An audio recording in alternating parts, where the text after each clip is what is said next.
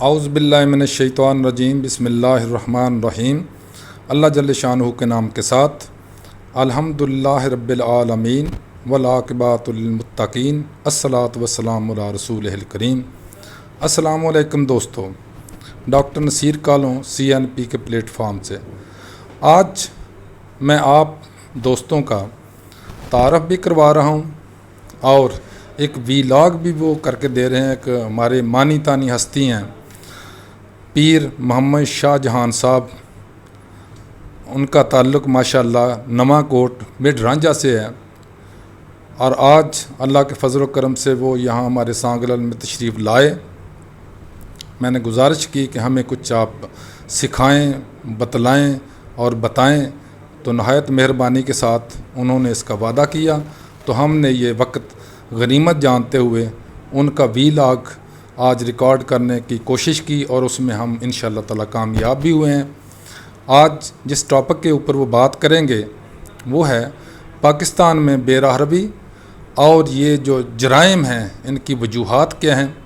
اس vlog میں صرف اس بات کے اوپر روشنی ڈالیں گے کہ ان وجوہات کی بنیاد کیا ہے، اور دوسرا ویلاگ جو انشاءاللہ آج ہی ان سے کریں گے تو اس میں وہ ہمیں بتائیں گے کہ ان سب کی ریڈریسنگ کیا ہے، یعنی ان کا تدارک کیسے کیا جا سکتا ہے۔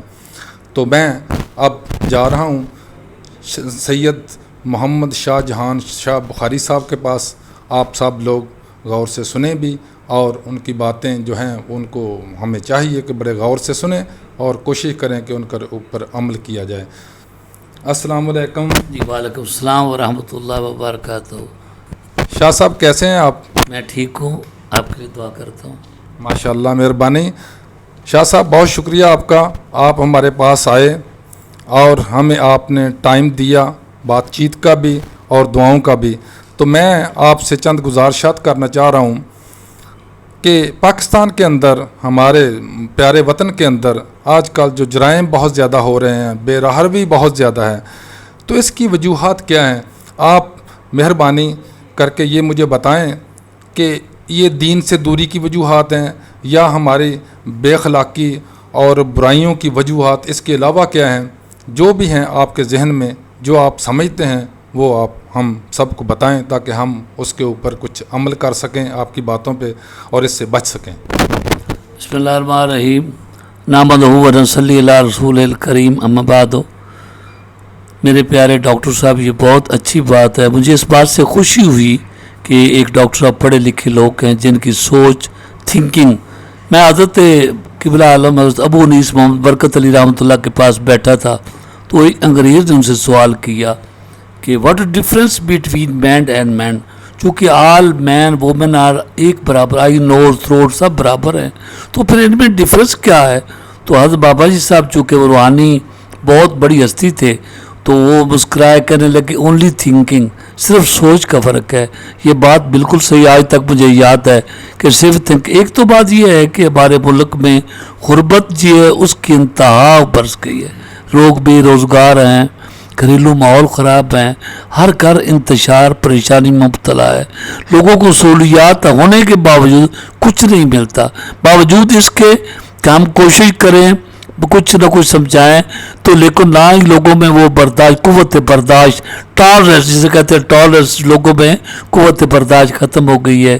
ایک آدمی پڑھتا ہے، وہ ڈگری لیتا ہے، MA PhD کرتا ہے، اب یا روزگار کے لیے اسے نوکری نہیں ملتی، جگہ جگہ دھکے کھاتا ہے، گھر میں آتا ہے تو گھر میں بھی فسادات ہے، روزگار کے لیے اسے پیسہ چاہیے، چیزوں کے لیے، کھانے کے لیے غذا چاہیے، تو اب جب کہ وہ ڈگری تو لے کر پھر رہا ہے تو اسے کہیں بھی نہ نوکری ملتی ہے نہ کاروبار ملتا ہے، تو وہ کیا کرے گا، کدھر جائے گا؟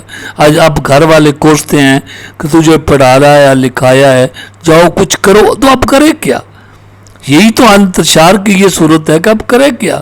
نہ انہیں کوئی تحفظ مل رہا ہے تو جرائم کی طرف دنیا بھاگ رہی ہے، تو جرم ہی کریں گے لوگ، اسی لیے لوگ بے روا ہو گئے ہیں، لوگوں کو اخلاقیات ختم ہو گئی ہے، لوگوں میں پیار محبت وہ تمام چیزیں ختم ہو گئی ہیں، ہر آدمی پریشان ہے، کسی کو روزگار کی پریشانی، کسی کو گھر کی پریشانی، مہنگائی نے لوگوں کا جینا مشکل کر دیا ہے۔ ایک گھر کا بل دیکھیں بجلی کا، لوگ جینے کے لیے، روٹی کے لیے ترسے ہیں، ادھر یہ سہولیت ہے کہ ایک آدمی جو ہے اس کا 50,000 مہینہ کا بل آ گیا تو وہ کیا کرے؟ اس نے کون سا جرم کر لیا؟ اب وہ پیسے دینے کے لیے کس کے پاس جائے؟ کون اس کی فریاد رسی کرے؟ گھر میں اگر اس کے کھانا نہیں ہے تو کہاں جائے؟ 8 بچے ہیں. ایک آدمی میرے پاس آیا ہے لاہور سے، کہتا ہے شاہ صاحب ہم 8 پیر میں ایک وقت کھانا کھاتے ہیں. میں نے کہا کیوں؟ کہتا ہے جی 4,000 کم از کم خرچہ ہے سارے گھر کا، تو ہم سب مل کے ایک وقت کھانا کھاتے ہیں، 3 مرتبہ جو ہے فاقہ کرتے ہیں. لیکن اگر فاقہ بھی کرے، اگر اس کی تنخواہ 40,000 ہے اور اس کا بل جو بجلی کا وہ 50,000 ہے، گھر میں اسے دریا کھانے کے لیے روٹی بھی چاہیے، بچوں کے لیے پیسے بھی چاہیے، تو یہ کیا کرے؟ کدھر جائے؟ تو یہ ہنگامے جو ہیں یہ کدھر جائیں بتائیں؟ جب تک ملک خوشحالی کی طرف نہیں آگا، روزگار میسر نہیں ہوگا، لوگوں کو جینے کے لیے سہولیات مقرر نہیں ہوگی، یہ قوم کا لاڈ اینڈ آرڈر مینٹین نہیں ہوگا. آپ بازار میں چلے جائیں، سبزی خرید کے لیے پیسے لے جائیں، انشاءاللہ واپس آ جائیں گے، سبزی نہیں خرید پائیں گے. گوشت لینا تو بڑا مشکل ہے. چھوٹے چھوٹے بچے ترس رہے ہیں چیزوں کو. ایک مرتبہ صبح کے وقت بیٹھے ہوئے تھے تو مریدین سارے بیٹھے ہوئے تھے تو ایک بی بی ناشتہ پکا رہی تھی. یہ وہ باتیں ہیں جو حقیقت سے مبنی ہیں، یا میں ڈائلاگ نہیں مار رہا. تو وہ بچہ بیٹھا کہتا امی آج مجھے ثابت روٹی مل جائے گی؟ تو میری آنکھوں میں آنسو آ گئے. میں نے پوچھا بیٹا کیا ہوا؟ کہتا ہے جی اس کی ماں کہنے لگی جی اتنے بچے ہیں، ہم گھر میں آدھی چوتھا حصہ روٹی کے بچوں کو دیتے ہیں. تو میں اس کے آنسو بہا رہا تھا اور بیٹھ کے پیار سے بیٹے آپ کو 1 نہیں 2 بھی روٹی مل جائے گی، آپ فکر نہ کریں. تو جب یہ چھوٹے چھوٹے بچے احساس کمتری اور غربت میں یہ کچلے جا رہے ہیں تو ملک میں بدحالی نہیں ہوگی تو کیا ہوگا؟ غصتحالی نہیں ہوگی تو غریب دوائی کے لیے لوگ بیمار ہیں، پریشان ہیں، ان کا کوئی روزگار نہیں ہے، اور گلی محلوں میں لوگ لڑتے ہیں. اب گھبرا کے نکلتے ہیں تو نالی پہ لڑ پڑے، پانی پہ لڑ پڑے، تو نے میری یہ چرایا. صبح شام ہنگامہ ہو رہا ہے، جھگڑا ہو رہا ہے، ملک میں انتشار ہے اور لا قانونیت کا تو حساب کتاب ہی نہیں ہے. تو میرے بھائی جب تک ہم لوگ سدھریں گے نہیں، کچھ نہ کچھ ہوگا. اللہ کرے کہ ملک میں فیکٹریاں ہوتی، لوگ کاروبار کرتے، بزنس کرتے، کوئی نہ کوئی روزگار ہوتا تو انشاءاللہ یہ لوگ خراب نہ ہوتے اور یہ ملک خوشحالی کی طرف گامزن ہوتا. لیکن بدحالی یہی ہے کہ کوئی کام ایسا نہیں ہو رہا، نہ تو نوکری کہاں سے ملے گی؟ جب اگلے بندے ہی پورے ہیں تو نوکری کہاں سے ملے گی؟ اب نوکری نہیں ملے گی، کاروبار نہیں ملے گا تو غریب لوگ ادھر دوسری طرف پیٹرول مہنگا ہو گیا، تیل مہنگا ہو گیا. اب ڈرائیور ہے وہ گاڑی کیسے چلائے؟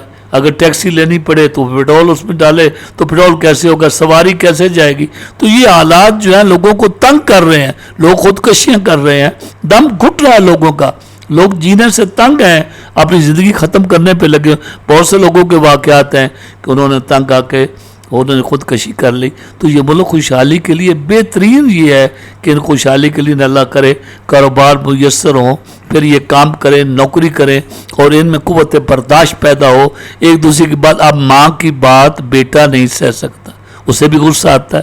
ماں ٹھیک ہے اس نے اسے جنم دیا ہے، پرورش کی ہے، لیکن بیٹا کرے کیا؟ وہ روتا ہے کہ میں اپنی بے بسی پہ روتا.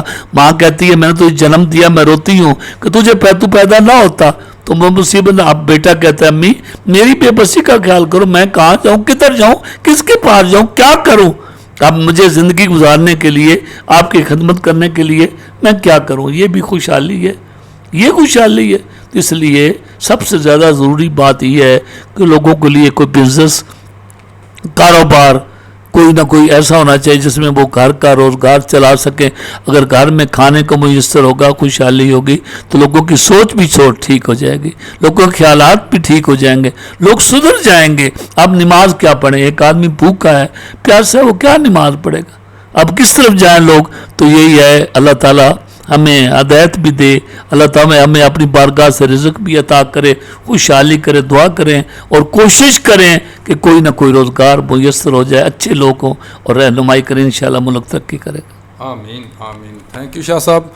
اچھا بہت شکریہ آپ کا، آپ نے ہمیں چند بڑی اچھی باتیں بتائی ہیں.